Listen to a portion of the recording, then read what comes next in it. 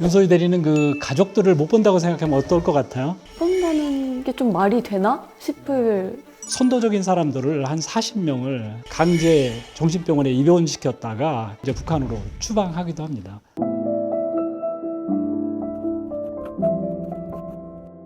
선생님 안녕하십니까? 어서 와요. 김수희입니다. 만나서 반가워요. 네, 반갑습니다. 예. 오랜만에 뵙습니다. 정말 오래간만에 보네. 네. 우리 같이 앉죠? 네, 감사합니다. 요즘 윤소희 대리가 역사 공부를 많이 하고 있다고. 네, 제가 요즘 공부를 좀 많이 하고 있습니다. 오늘도 열심히 배워보려고 합니다. 아 그래요? 그럼 퀴즈 하나 내볼까? 퀴즈요? 괜찮겠어요? 네, 괜찮습니다. 당연히 괜찮습니다. 그럼 어떤 문제를 내볼까? 대한민국의 독립기념일은? 사장님, 제가 적십자 직원이기 전에 대한민국 아 국민입니다. 그런가? 네, 정답은 8월 15일. 아 맞아요. 8월 15일. 우리 이날을 절대 잊으면 안 되죠. 네, 오늘의 이야기도 8월 15일에서 시작돼요.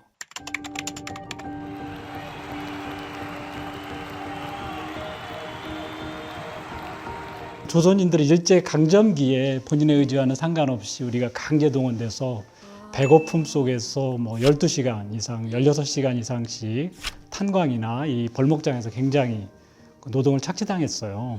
여기 보면 진짜 탄광도 있네요. 그런데 그 당시에 어느 날부터 이제 일본군들이 움직임이 좀 변화가 있었죠. 그리고 낌새가 좀 이상했지. 낌새요? 그 당시는 그 통신이 발달되지 않아서 그쪽에 있는 조선인들한테는 정보가 늦게 도착했지만 일본인들은 빨리 알았었죠. 그래도 그 소식은 곧 듣게 됐죠. 이제 우리에게도 이제 그날이 이제 우리가 온 거잖아요. 조선인들은 굉장히 역사적인 날에 기대를 많이 했을 거 아니에요. 그쵸. 광복이어서 굉장히 좋아했는데 그들에게는 또 다른 비극이 시작된 날이기도 합니다. 비극이요? 왜냐하면 우리가 일본인들은 자기네 나라 민족이 아니라고 철수명단에서 빠져 있고 소련의 입장에서는 일본의 협력자라고 그래서 소련에 있어서도 그 배척이 됐던 그렇기 때문에 이제 조선인들은 그 자리에 살인해서 그냥 무국적자가 된 거죠. 그럼 남겨진 사람들은 어떻게? 그래서 오늘 우리는 그 이야기를 할 거야. 지금 살인 혹시 가봤나요? 네, 저 작년에. 요 사할인이 그 사할인 모양이기도 한데 이렇게 보면 네. 사할인이 이제 남한 면적의 한 4분의 3, 세계에서 23번째로 큰 섬이에요. 그렇지만 거기에 환경은 그 일본인들 농담에 이런 말이 있었거든요. 석탄 위에서 앉아서 얼어 죽는다. 석탄 위에서 앉아서 얼어 죽는다요? 그런 표현이 있습니다. 그러니까 러시아의 그 환경이 굉장히 물자도 풍부하지만 춥고 혹독한 과거의 러시아에서는 유배지와 같은 곳이죠. 윤대리 혹시 러일 전쟁의 승전국이 어딘지 알아요? 당연히 알죠. 일본입니다. 그렇죠, 맞아요. 러일 전쟁은 사실은 그 전쟁이 끝나진 건 아니지만 일본이 나름대로 승전국이라고 그 볼 수 있죠. 그래서 포츠모스에서 이제 3개국이 모여서 회담을 합니다. 일본이 배상을 요구하지 않는 조건으로 사할인 섬의 남부 지역을 할양받게 돼요. 근데 사할인 섬에 이제 석탄이라든지 자원이 많았기 때문에 일본은 조선인들을 이제 총동원령에 의해서 이제 15만 명 정도를 사할인으로 이주시킵니다. 사할인에 도착했던 사람들 중에서도 이제 10만 명 정도는 다시 일본으로 규슈로 강제 또 이동을 시키게 돼서 한 4, 5만 명 정도가 이제 사할인에서 남게 되는 거죠. 그렇게나 많이 남았어요? 저 굉장히 상상도 못할 규모죠. 네. 그렇게 많은 그 사람들이 낯선 사할인에서 끊임없이 노동을 하고 힘든 생활을 하게 되었죠. 그렇지만 이제 독립이 됐잖아요. 독립은 됐는데 상황은 변하지 않았어요. 그 살인 사람들은 그 당시에는 일본이 협력했던 사람들이잖아요. 처음에 왔을 네. 때는 이제 강제 징용으로부터 왔으니까. 그러니까 소련으로부터는 이제 이 사람들을 굉장히 혹독하게 이제 국적을 소련 국적을 취직해야 된다거나 아니면 북한 쪽으로 혹시나 고국에 빨리 돌아갈까 해서 이제 선택하는 부분들이 있었죠. 네, 이런 비극은 그 6.25 전쟁으로 남북 관계가 적대 관계가 형성되잖아요. 그래서 자연스럽게 소련 영토 안에 사할인 동포들에 대한 관심은 멀어지게 되죠. 40년간 이러한 비극이 이어졌어요. 디아스포라라는 단어를 들어보셨나요? 디아스포라는 고대 그리스어에서 파생된 언어입니다. 본국을 떠나서 어떤 그 특정한 지역으로 이주 공동체를 형성하고 있거나 이주 그 자체를 의미하는 단어인데요. 대부분의 사람들은 대개 유대인을 생각하고 계시는데 우리나라에도 이렇게 슬픈 역사가 있습니다. 우리나라는 특히 이제 고려인과 사할인 한인에 대해서 잘 모르고 계실 거예요. 자발적으로 떠났냐 강제로 이주했냐의 차이에서 찾을 수 있는데요. 고려인은 주로 이제 러시아 지역으로 이동한 분들 중에서 경제적 문제를 해결하기 위해서 떠났던 분 아니면 독립운동을 위해서 떠났던 분들이 대개 고려인입니다. 그러니까 사할인 한인은 그런 것과 별개로 강제징용과 같이 그 강제에 의해서 그 사할인 지역으로 이주했던 부분을 사할인 한이라고 합니다. 그래서 이런 그 자발성과 관계된 차이에 의해서 이분들을 분리할 수 있고요. 사할인 지역에는 우크라이나 다음으로 그 사할인 한인 동포들이 많이 있습니다. 그분들은 특히 자기들의 정체성을 지키기 위해서 굉장히 노력을 많이 합니다. 그 러시아 음식에 김치를 넣어서 만들어 먹는다든지 우리 양념을 이용해서 그 러시아 꼬치구이를 이용해 먹는다든지 그런 것들을 함으로써 우리 문화를 지켜내고 있습니다. 윤소희 대리는 그 가족들을 못 본다고 생각하면 어떨 것 같아요? 본다는 게 좀 말이 되나 싶을 그런. 네, 사할인 동포도 마찬가지였을 거예요. 가족들을 그리워하고 하염없이 기다려야 되고 그 다음에 이제 동포들은 쉽사리 국적을 선택할 수도 없었고 또 이 특히 이제 북한 국적을 선택할 수도 없는 게 이분들이 대부분이 남쪽 지역에서 오신 분들 많아요. 경상도, 전라도 쪽에서 이분들의 강제징용이 많이 됐었거든요. 또 이제 그때는 남북 간의 갈등이 심했기 때문에 러시아에서는 한국으로 계속 귀화 노력하는 사람들을 선도적인 사람들을 한 40명을 강제 정신병원에 입원시켰다가 남쪽 사람들인데 이분들을 이제 북한으로 추방하기도 합니다. 정신병원에 입원했다가 추방을 또 시키는 거예요. 그런 식의 그 역사적인 슬픈 현실들이 있어요.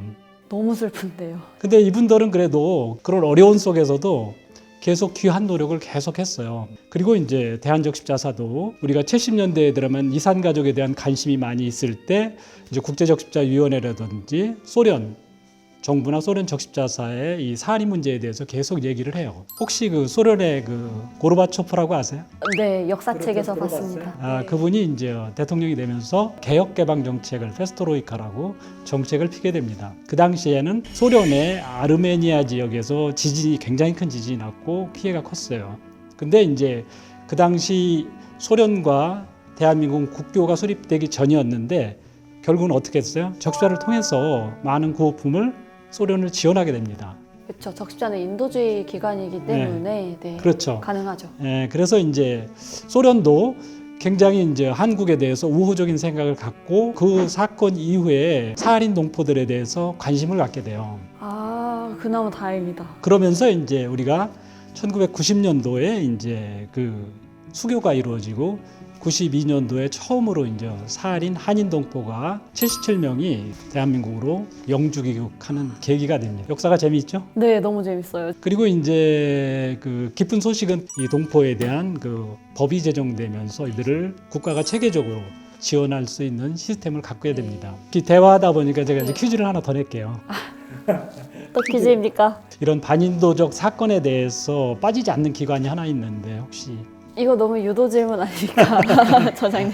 대한적 십자사 아닙니까? 네, 맞아요. 대한적십자사는 인도주의를 실현하는 기관으로서 과거, 우리 역사를 보면 과거도 그렇고 지금 현재에도 노력을 기울이고 있어요. 어떤 노력을 기울였을까요? 이 사할인 동포와 관련해서 대한적십자사는 외교부, 재외동포청, 복지부, 그다음에 이제 그 법무부, 한국 토지주택공사, 지방자치단체 등과 협력을 하고 있고 특히 이제 일본적 십자사나 러시아적 십자사와도 협력해서 사할인 동포들이 이제 영주귀국이나 지원에 체계적인 협조 관계를 유지하고 있습니다. 되게 다양한 기관들이 같이 협조를 하면서 이루어지고 있는 사업이네요. 그렇죠. 저도 국민으로서도 이게 참 자랑스러운 일인 것 같아요. 우리가 찾아오지 못한 분들, 그동안 잊고 계셨던 분들을 모셔오는 거에 대해서 되게 감명이 많이 깊은 것 같습니다. 그 대한적십자사는 이 영주 귀국하시는 분들 불편 없이 이렇게 국내에 들어올 수 있도록 의료 인력을 포함한 인력을 파견해서 이분들을 모셔오고 그들이 잘 정착할 수 있도록 계속 노력하고 있어요. 지금 러시아와 우크라이나 전쟁 중이잖아요. 지금 비행기로는 이분들이 돌아올 수 없어서 배편으로 이분들을 모시고 오는 작업들을 지금도 하고 있습니다. 윤서희들이 이 사진 한번 볼래요? 네. 되게 옛날 사진 같은데요? 네, 80년 만에 고향으로 들어온 동포 1세대들은 굉장히 고령자들이 대부분이에요. 맞아요. 여기 사진에서 봐도 굉장히 조금 그렇죠. 네. 적좌사가 99년도에 인천에 사할인 동포복지회관을 건립했어요. 그래서 이분들의 복지 증진은 물론 재활, 그다음에 이제 신체적 고통 회복, 정서적 안정에 힘쓰고 있어요. 저도 여기를 한번 방문한 적이 있었는데 신입직원 교육에서 이제 봉사활동을 하지 않습니까? 이제 거기서 이제 저는 사할린 동포 복지회관에 가서 봉사활동을 했던 기억이 납니다. 그 복지관은 그 식사부터 시작해서 재활이나 이렇게 다양한 프로그램을 제공하면서 24시간 케어하는 시스템이고, 그분들이 이제 한국에 오면 문화적으로나 언어 이런 것들이 다 여러 가지 어려울 수 있기 때문에 이런 것들을 체계적으로 어떤 혜택을 좀 누릴 수 있는 부분이 있겠죠. 그런 데서 많은 위로를 이분들이 받았으면 좋겠어요. 활동을 하시면서 뭐 다른 어려운 점은 없으셨을까요? 사업하시면서. 2020년에 우리가 사할인 동포 지원을 위한 특별법이 만들어져서 이분들을 지원하고 국가가 체계적으로 지원하는 시스템은 됐지만 이 아픔이 다 해결된 건 아니에요. 그들은 이제 일제 강점기 이제 사할인에 강제 징용돼서 이렇게 어려움을 겪다가 이제 90년대 들어오기 시작했잖아요. 그러면 이제 거기에서 살던 부분들이 또 가족과 손주들과 또 헤어져서 들어와야 되는 또 다른 이산이 만들어지는 거죠. 또 이산 가족이 돼버리는 그런 너무 슬픈 현실이죠. 법이 만들어져서 이게 마무리된 게 아니라 이제 시작이라는 생각을 가져야 되지 않나 그렇게 생각을 합니다. 그러면은 처장님께서는 그 사할린 동포 지원 사업에 대해서는 언제 이제 처음 알게 되셨어요? 과거의 얘기로 가야 되는데, 그래서 입사해서 이제 90한 3, 4년도 그 당시에 내가 경기지사에서 구호 업무를 맡았어요. 근데 구호 업무를 하면서 그 당시에 이제 사할인 동포들이 모국 방문 사업을 합니다.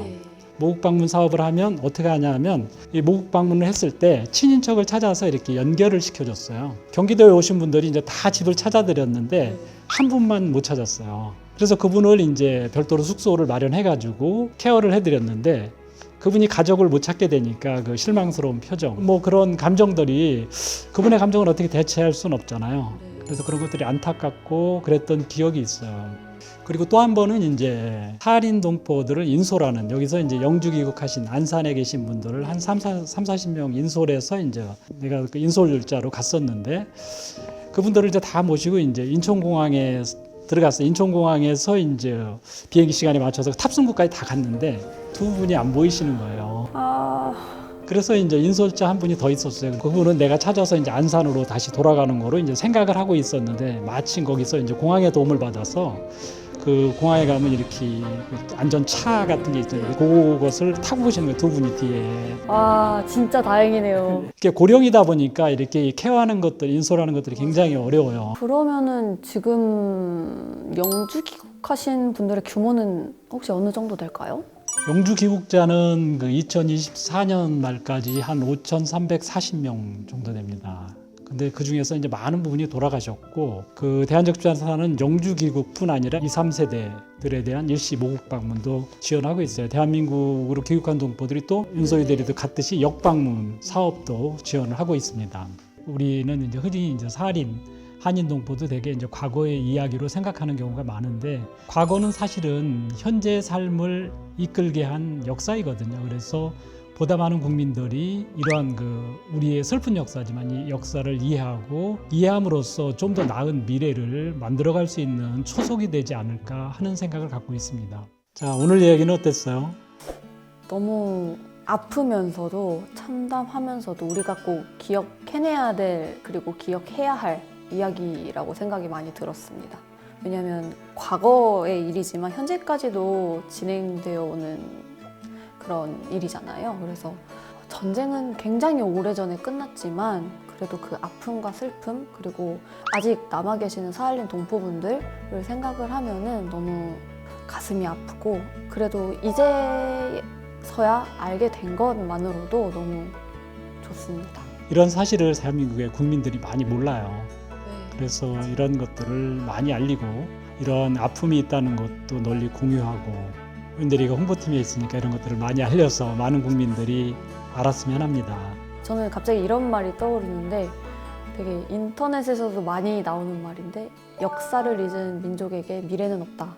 다시는 이런 비극이 우리 역사에 반복되지 않고 좀 더 이런 젊은 세대들이 좀 더 좋은 환경에서 대한민국을 이끌어갔으면 하는 바람입니다. 감사합니다. 진짜 오늘 너무 이야기 감사합니다. 여러분 그 사할인에 가면 가장 남쪽에 항구가 고르사코프라는 항구가 있습니다. 고르사코프는 일제에 의해서 강제징용됐던 분들이 일본을 통해서 사할인에 도착했을 때 가장 먼저 마주하는 항구고 그곳에서 돌아가신 분들을 기리는 위령탑이 있습니다. 위령탑 부분의 중간 부분을 제가 좀 읽어드리도록 하겠습니다. 짧은 여름이 지나 몰아치는 추위 속에서 이분들은 굶주림을 견디며 고국으로 갈 배를 기다리고 또 기다렸습니다. 이윽고 혹은 굶어 죽고 혹은 얼어 죽고 혹은 미쳐 죽는 이들이 언덕을 메우건만 배는 오지 않아 할 일 없이 빈손 들고 민들레 꽃이처럼 흩날려 그 후손들은 오늘까지 이 땅에서 삶을 가꾸고 있습니다.